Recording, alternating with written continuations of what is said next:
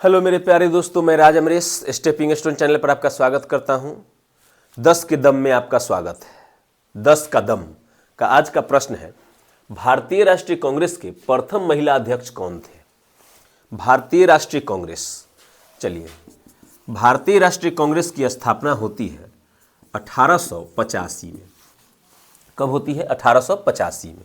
इसकी स्थापना करते हैं ए.ओ. ह्यूम। इसकी स्थापना ए.ओ. ह्यूम करते हैं 1885 में। और उस समय भारत का गवर्नर जनरल जो था वह था डफरिन। कौन था? डफरिन। यह था 1884 से 88 था। 1884 से 1888 था। ठीक है, डफरिन। क्या नाम था उसका? Dufferin, Lord Dufferin. तो लॉर्ड हम इसीलिए नहीं बोलते हैं कि लॉर्ड मतलब भगवान होता है, यह मेरा भगवान थोड़ी था। तो 1885 में ए.ओ. ह्यूम स्थापना करते हैं भारतीय राष्ट्रीय कांग्रेस की। दूसरा पॉइंट समझिए, पूछ रहा है कि भारतीय राष्ट्रीय कांग्रेस के प्रथम महिला अध्यक्ष। तो समझिएगा, भारतीय राष्ट्रीय कांग्रेस की प्रथम महिला अध्यक्ष बनती है एनी बेसेंट 1917 में। 1917 में एनी बेसेंट प्रथम महिला अध्यक्ष बनती है।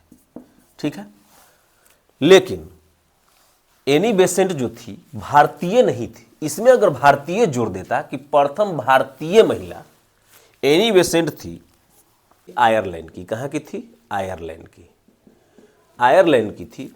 लेकिन यह भारत में आकर रहती थी और भारत के लिए यह बहुत समर्पण की। इन्होंने होम रूल लीग की स्थापना की मद्रास में। मद्रास से चलाया होम रूल लीग ना। और तिलक चलाए थे पूना से। तिलक होम रूल लीग चलाए थे पूना से, और यह एनी बेसेंट चलाई थी मद्रास से। 1917 में यह प्रथम महिला, भारतीय राष्ट्रीय कांग्रेस की प्रथम महिला अध्यक्ष बनती है। और अच्छा देखिए, 1885 में ए.ओ. ह्यूम स्थापना करते हैं। तो मुंबई में एक जगह है गोपाल दास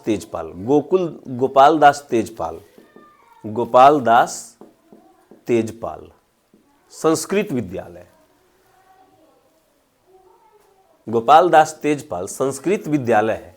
इसी में स्थापना करते हैं 1885 में भारतीय राष्ट्रीय कांग्रेस की। और उस समय 72 प्रतिनिधि उपस्थित थे। कितने? 72 लोग उपस्थित थे। और उस समय पहली बैठक होती है 1885 में, जिसकी अध्यक्षता करते हैं W.C. बनर्जी। कौन करते हैं? उमेश चंद्र बनर्जी। भारतीय राष्ट्रीय कांग्रेस के पहले अध्यक्ष थे W.C. बनर्जी। और प्रथम महिला अध्यक्ष थी एनी बेसेंट। लेकिन प्रथम भारतीय महिला थी सरोजनी नायडू।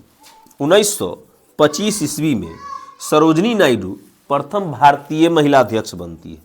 प्रथम भारतीय महिला अध्यक्ष कौन बनती हैं? सरोजनी नायडू भारत के प्रथम, किसी राज्य के प्रथम महिला राज्यपाल थी। उत्तर प्रदेश के सरोजनी नायडू प्रथम महिला राज्यपाल भी बनी। कब? उत्तर प्रदेश की प्रथम महिला राज्यपाल बनी सरोजनी नायडू। और सुचेता कृपलानी उत्तर प्रदेश की ही प्रथम महिला सीएम थी। भारत के किसी राज्य के प्रथम महिला सीएम कौन थी? Chief minister Sucheta Kripalani. और प्रथम महिला राज्यपाल सरोजनी नायडू।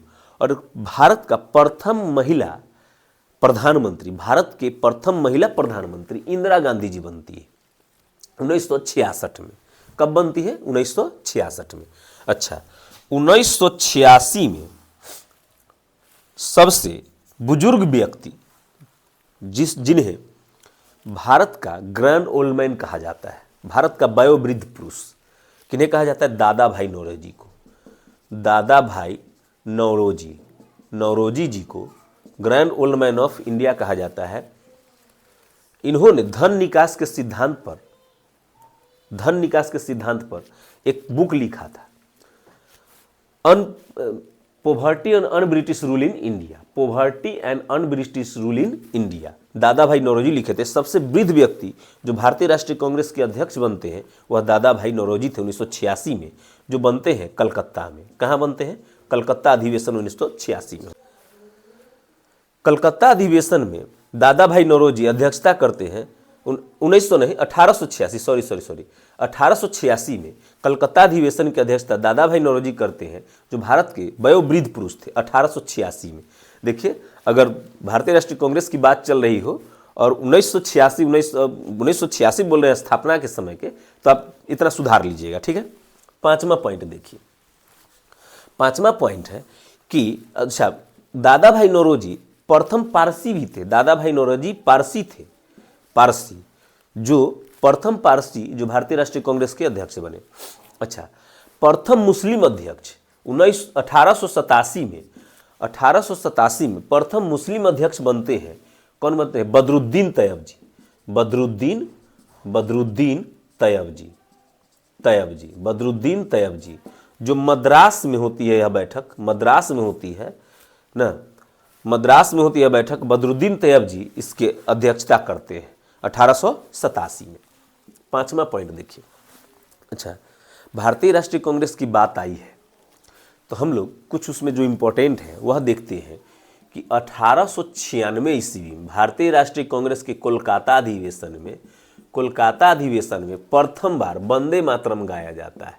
वंदे मातरम, यह कई बार पीछे भी पढ़ा चुके हैं, लेकिन बार बार इसलिए पढ़ाते हैं कि आपको रटना ना पड़े, बार बार आए क्वेश्चन में और आपको याद होते चले।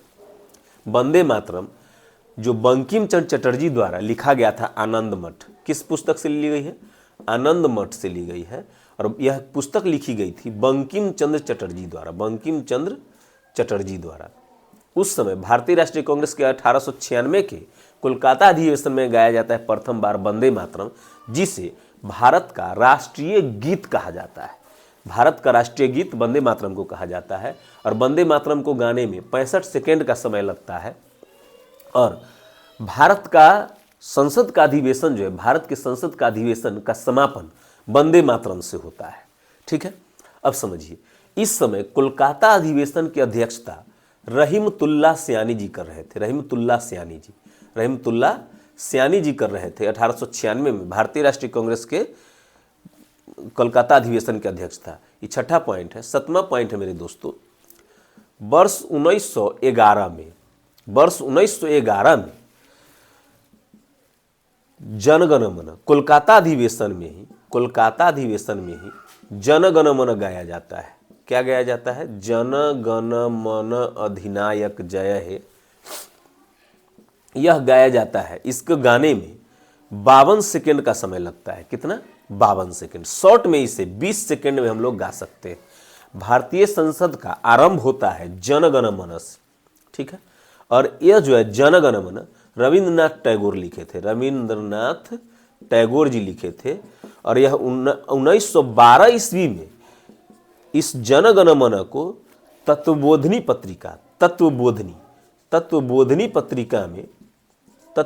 पत्रिका में प्रकाशित करते हैं। कब? 1912 ईस्वी में। किस शीर्षक से? तो भारत भाग विधाता शीर्षक से इसको प्रकाशित करते हैं, जनगण मन को। और इसे गाने में 52 सेकेंड का समय लगता है। और कोलकाता अधिवेशन की अध्यक्षता करते हैं विशन नारायण दत्त। दत्त या धर होगा, विशन नारायण दत्त, ठीक है। कोलकाता अधिवेशन की अध्यक्षता कौन करते हैं? अच्छा, दत्त या धर हो, जो भी हो, अगर विशन नारायण याद है तो आप ऑप्शन से मार सकते हैं, ठीक है। आठवां पॉइंट देखिए, बिहार में 2 बार भारतीय राष्ट्रीय कांग्रेस का अधिवेशन होता है। 2 बार, एक होता है 1912 में और एक होता है 1922 में, 10 साल के अंतर पर।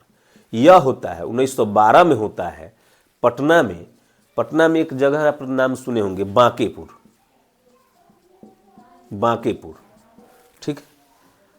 बांकेपुर में होता है पटना में 1912 ईस्वी में। और एक होता है 1922 में गया में। और गया वाला का अध्यक्षता करते हैं देश बंधु के नाम से किन्हें जाना जाता है?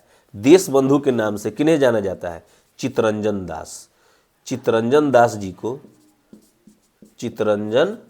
दास जी अध्यक्षता करते हैं गया में 1922 में।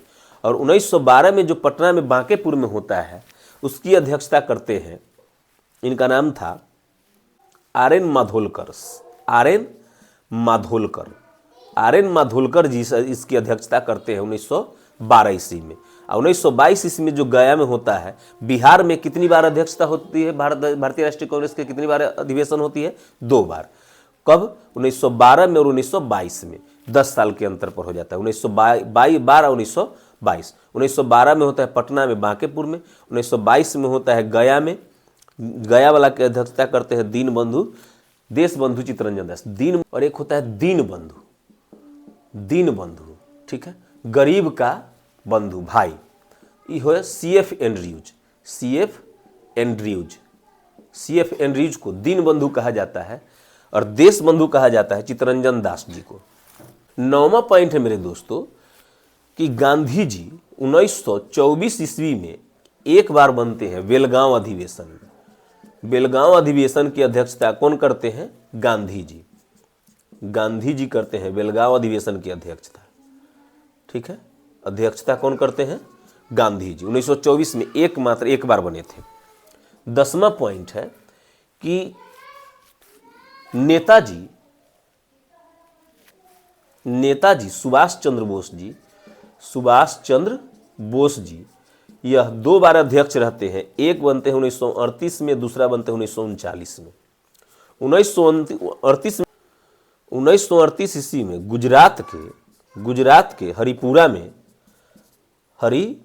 में अध्यक्षता करते हैं सुभाष चंद्र बोस। 1939 ईस्वी में गांधी जी के विरुद्ध जाकर गांधी जी पट्टाभी सीतारामैया की सिफारिश करते हैं। पट्टाभी सीतारामैया की तरफ से वह सपोर्ट करते हैं और सुभाष चंद्र बोस जी को बोलते हैं कि आप इसमें भाग न लें। लेकिन उसके विरोध जाके गांधी जी इलेक्शन लड़ते हैं, माने उसकी अध्यक्षता करते हैं और जीत भी जाते हैं। और अध्यक्ष इनको बनाया जाता है 1939 ईस्वी में त्रिपुरा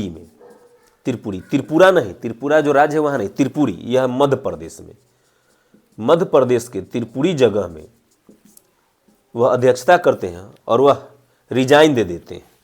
और उसी समय 1939 में ही फॉरवर्ड ब्लॉक की स्थापना करते हैं, वहीं पर त्रिपुरी में ही फॉरवर्ड ब्लॉक की स्थापना करते हैं सुभाष चंद्र बोस जी। आज के लिए इतना ही। प्रथम महिला प्रधानमंत्री इंदिरा गांधी 1966 में बनी थी। सुचेता कृपलानी प्रथम महिला CM रही है। सरोजनी नायडू प्रथम महिला राज्यपाल रही हैं। एनी बेसेंट प्रथम महिला कांग्रेस की अध्यक्ष थी। सरोजनी नायडू प्रथम भारतीय महिला कांग्रेस अध्यक्ष थी। ठीक है, आज के लिए इतना ही। नमस्कार। भारत माता की जय। जय हिंद।